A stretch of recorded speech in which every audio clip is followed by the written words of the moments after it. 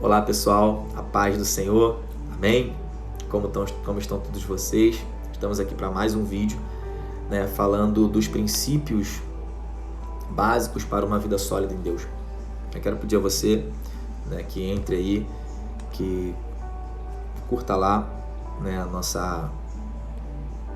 nossa página no YouTube. Estamos começando a trazer esses vídeos baseados em fundamentos básicos necessários para um grande avivamento. A gente sabe que a nação brasileira ela está prestes a experimentar o maior avivamento de todos os tempos. O Brasil é o celeiro do próximo avivamento. Há 9 anos aproximadamente, nós oramos por isso, nós cremos nisso. Agora que estamos vindo falar um pouquinho, porque temos visto se cumprir muitas coisas que o Senhor tem falado com a gente. Então, nós vamos estar falando sobre essa questão. O Brasil, na minha visão, na minha interpretação, não teve uma voz profética com tanta latência como está tendo agora nesses últimos dias. Estamos vendo os profetas do Senhor se manifestando de uma forma poderosa. Nós estamos vendo o Brasil sendo tomado pela parte de cima, pela palavra profética.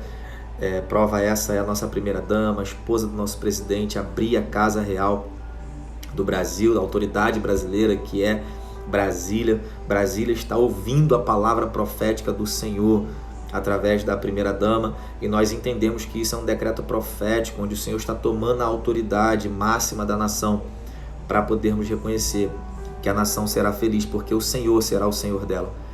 E isso é uma prova de um avivamento. O avivamento ele não vai chegar, o avivamento já nasceu, e ele agora está sendo alimentado até revelar sua plenitude. Então a gente precisa entender que tudo que começa, tudo que nasce, precisa ter um bom fundamento. E é o que a gente está tentando trazer para nós nesses dias. Os fundamentos básicos que a gente tem deixado para trás, para revelar e manifestar um avivamento sólido. Amém? Então a gente falou parcialmente no primeiro vídeo, e agora a gente vai dando seguimento, minuciosamente sobre os fundamentos básicos. Nós sabemos de arrependimento, oração, nós sabemos de busca ao Senhor, de jejum, de separação. Nós sabemos que isso são fundamentos claros para um avivamento, mas hoje eu quero nos atentar para algo básico, porém de suma importância, para depois a gente falar sobre esses contextos funcionais também do avivamento, amém? Terão muito mais vídeos, então entra aí, dá uma compartilhada, nós estaremos colocando essas pautas para a nossa nação. Glória a Deus. Então hoje eu quero citar Mateus 7, amém? Falar um pouquinho sobre Mateus 7, versículo 21, que diz assim: nem todo o que me diz Senhor, Senhor, entrará no reino dos céus, mas aquele que faz a vontade do meu Pai que está nos céus. Muitos me dirão naquele dia: Senhor, Senhor, não profetizamos nós em Teu nome, em Teu nome não expulsamos demônio, e em Teu nome não fizemos muitas maravilhas? E então lhes direi abertamente: nunca vos conheci, apartai-vos de mim, vós que praticais a iniquidade. Então, hoje eu quero falar sobre a iniquidade. É um pecado que tem estado de forma perceptível, mas sem a vontade de ser deixado do nosso meio. Isso atrapalha muito o avivamento, porque o que é o pecado da iniquidade? Essa palavra iniquidade no Novo Testamento, ela aparece aproximadamente 15 vezes dentro desse contexto, com esse significado e com essa tradução no grego. Nós sabemos muito bem que a palavra pecar ou pecado, ela aparece no grego com a tradução e o sentido de errar o alvo, mas a palavra iniquidade, ela aparece como anomia, e uma dessas definições, ela está aparecendo aí para você, a falta de conformidade com a lei. Esse é o sentido.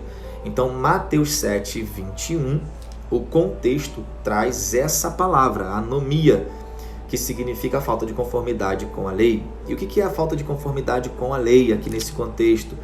É a gente fazer muitas coisas em nome de Deus, mas a nossa vida não está fundamentado nessa palavra pregada. O que vai deixar as pessoas de fora não é o que ela faz em nome de Deus, mas quem ela é com Deus. Ok? Então, para a gente ter um avivamento sólido e permanente, a gente precisa se tornar alguém em Deus. Ok? Então, o que é o pecado da iniquidade, então, pastor? O pecado da iniquidade, nesse contexto, é pessoas que fazem muitas coisas em nome do Senhor, mas não consegue se submeter à verdade da palavra de Deus para ela poder cumprir. Então, o que eu definiria nesse contexto como pecado de iniquidade? Pessoas que caminham fazendo a obra de Deus e por causa do resultado andam segundo as suas próprias verdades. A gente faz a obra em nome do Senhor, cura, liberta e tal, mas para a nossa vida a gente caminha segundo a própria verdade que conhecemos. Aquilo que nós precisamos mudar por causa da verdade de Deus, nós não mudamos. E isso vai nos deixar de fora. Porque a gente caminha com a nossa própria certeza. Não, eu estou trabalhando, está dando certo. Então eu não preciso mudar em nada. E aí a gente acaba caminhando com o princípio da nossa própria verdade. E a nossa verdade, ela nunca pode ser absoluta, porque a verdade de Deus, ela está acima da nossa. O contexto aqui, nós podemos provar que é esse. Quer ver? A gente começa essa ideia transformadora com dois caminhos sempre, né? A gente vem sobre os dois caminhos, a gente vem falando sobre os falsos profetas, a gente vem falando sobre quem entra no reino dos céus, que é o texto ligado. Depois a gente vem sobre os dois alicerces. Perceba que aqui a gente tem claro esclarecimento de duas vertentes, sempre duas questões e também para dois indivíduos. Falso profeta tem o verdadeiro, né? Os dois caminhos, é um caminho e o outro. Quem entra no reino dos céus, um entra e outro não. E depois os dois alicerces, quem sustenta, quem constrói solidamente, e quem não sustenta, quem constrói de uma forma não tão sólida, né? Então é isso que a gente precisa entender. Qual é o princípio básico aqui que a gente está vivendo? Estamos caminhando, fazendo a obra, e por algumas coisas estarem dando resultado, a gente acha que em tudo a gente está correto. E às vezes não. Às vezes tem coisas que nós estamos avaliando da Bíblia, e quando ela vem nos confrontar, quando ela vem nos julgar, quando ela vem aplicar a sua própria justiça para a nossa vida, aquilo ali a gente joga de lado e continua trabalhando. É isso que Jesus está tratando aqui.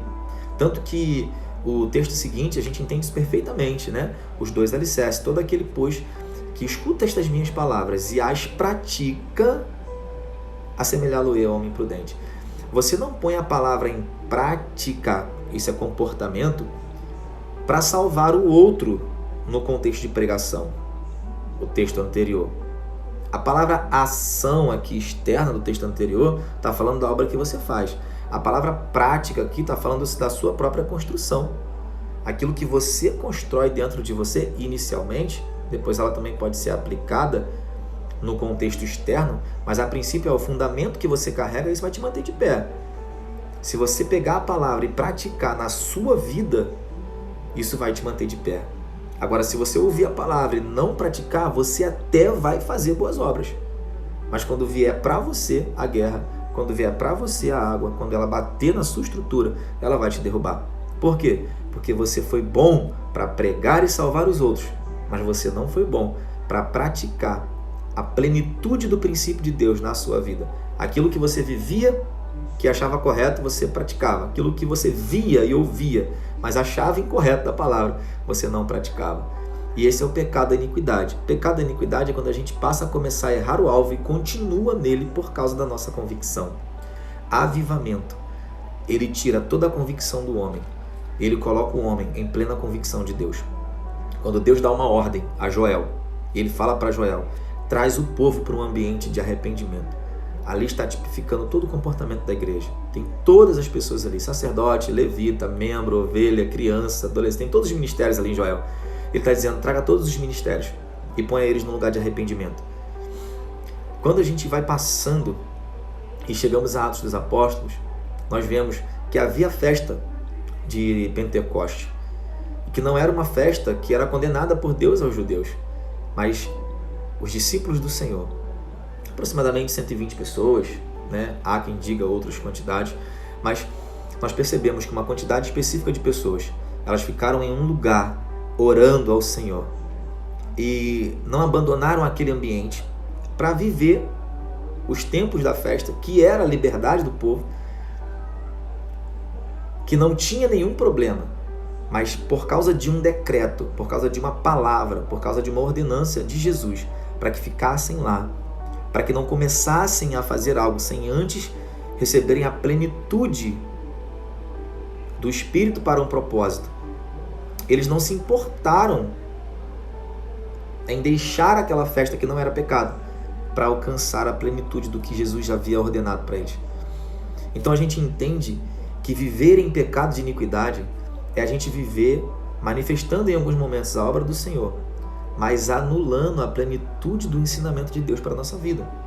Vivemos convictos de algumas coisas por causa dos nossos achismos e da nossa própria verdade e praticamos aquilo, permanecendo a errar o alvo, continuamente convicto e que aquilo irá nos tirar do céu, achando que estamos fazendo a vontade de Deus. Então qual é o princípio básico de hoje? O pecado da iniquidade revelado em nós através da prática da nossa própria verdade mediante aquilo que temos da palavra e não a nossa prática de submissão plena àquilo que Jesus está pedindo. É aquela discussão onde a gente, isso aqui faz, isso aqui não faz, isso não está escrito, isso aqui está escrito. E em alguns momentos, na verdade, por causa do tamanho do amor, tanto de Deus para conosco, tanto de nós para Deus, nós devemos deixar de lado, ainda que a Bíblia não diga, porque tem coisas que a Bíblia não precisa dizer, basta eu olhar a dimensão do amor, da justiça e da santidade de Deus, que isso me fará não praticar tal coisa que, mesmo não estando escrito, eu sei que iria ferir ao Senhor. E é isso que a gente precisa restaurar, princípios básicos, fundamentos básicos, para que quando o avivamento vier, o odre esteja novo, o remendo pronto para receber o vinho, que ele vai estufar no momento certo, mas vai conservar aquilo que é precioso, e o avivamento será pleno, e irá sim sacudir a nação brasileira, irá mudar toda a estrutura do Brasil. Mas para isso, precisamos de homens, mulheres, jovens, crianças, que estejam dispostos a abrir mão da sua própria verdade e morrer pela verdade estabelecida pelo Cristo. Amém? Só iremos provar da glória da ressurreição quando a gente passar pelo caminho da crucificação. Ninguém será glorificado sem antes ser crucificado. Então é tempo da gente abrir mão da nossa vaidade, nossa soberba, nossa autossuficiência, a nossa teologia e começar a entrar num local chamado arrependimento e descer o nosso nível de sabedoria e entrar no nível de sabedoria de Deus. Aquilo que Deus nos pede é aquilo que Deus quer que seja feito. Então que Deus abençoe vocês, que haja, eu profetizo, que saia do nosso meio o pecado claro da iniquidade, onde todo mundo tem andado, ou a maioria tem andado na sua própria verdade, enquanto pratica a obra do Senhor. O final pode ser ruína. Deus abençoe e um grande abraço.